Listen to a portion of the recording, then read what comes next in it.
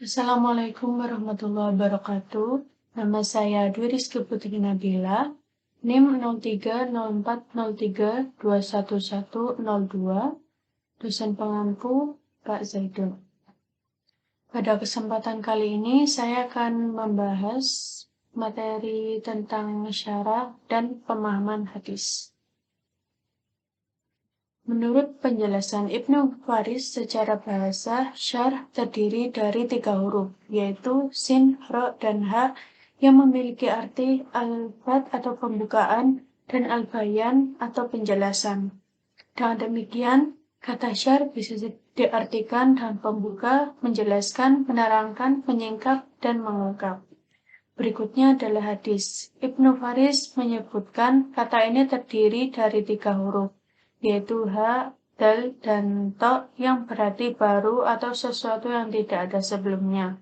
Secara terminologi, istilah ini dimengerti sebagai perkataan, perbuatan, dan ketetapan yang disandarkan kepada Nabi Muhammad. Jika syarh dan hadis digabungkan menjadi sebuah frasa, maka pengertiannya dalam studi hadis adalah ilmu yang membahas tentang makna dan maksud dari hadis-hadis yang disandarkan kepada Nabi Muhammad berdasarkan kaidah-kaidah dalam bahasa Arab dan prinsip-prinsip syariat sesuai dengan batas kemampuan manusia. 2. Urgensi syarah hadis. Tujuan dari ilmu hadis adalah mengetahui makna dan fikih hadis Rasulullah.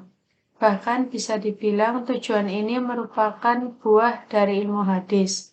Sebab dengan memahami makna dan fikih hadis, syariat Islam dapat tegak. Disinilah letak urgensi ilmu syarah hadis. Ada sumber yang menyebutkan bahwa tidaklah disebut seorang ahli hadis siapapun yang tidak menguasai fikih hadis dan diraihnya. 3. Sejarah kemunculan syarah hadis.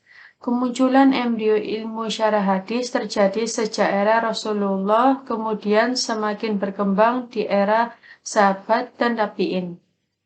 Di era Rasulullah dan sahabat, hadis-hadis ditulis untuk kepentingan personal agar mudah menghafalkannya. Sehingga saat itu koleksi tulisan-tulisan hadis tidak tersusun secara sistematis per bab sebagaimana yang kemudian dijumpai di era tabi'in berlanjut hingga saat ini. Karya-karya syarah hadis baru muncul di era tabi al-tabi'in. Sebagian dari mereka mengelompokkan ucapan-ucapan Rasulullah dan sebagian lagi mengumpulkan ucapan-ucapan para sahabat. 4. Ragam model kitab syarah hadis. Berdasarkan tipologi penyerahan dari kitab-kitab syarah hadis yang sudah ada, maka model kitab syarah hadis dapat dikategorikan menjadi 3 macam, yaitu A. Model pensyarahan tematik atau maudu'i. B. Model pensyarahan objektif atau maudu'i. C. Model pensyarahan campuran atau mizaji. Dan selanjutnya yaitu pemahaman hadis. 1. Metode pemahaman hadis.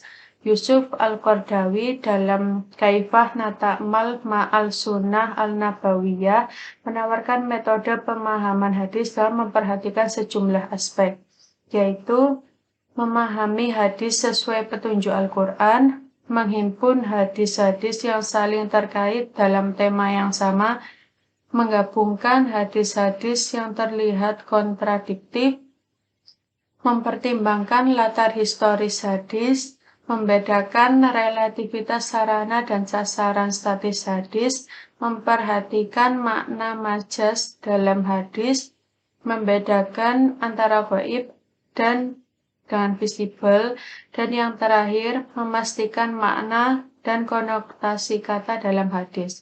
Selanjutnya teknik pemahaman hadis. 1. Teknik pemahaman tekstual. 2. Teknik intertekstual dan pemahaman kontekstual. Dan yang terakhir adalah prinsip-prinsip dalam memahami hadis. 1. Prinsip konfirmatif. 2. Prinsip tematis komprehensif. 3. Linguistik. 4. Historik. 5. Realistis.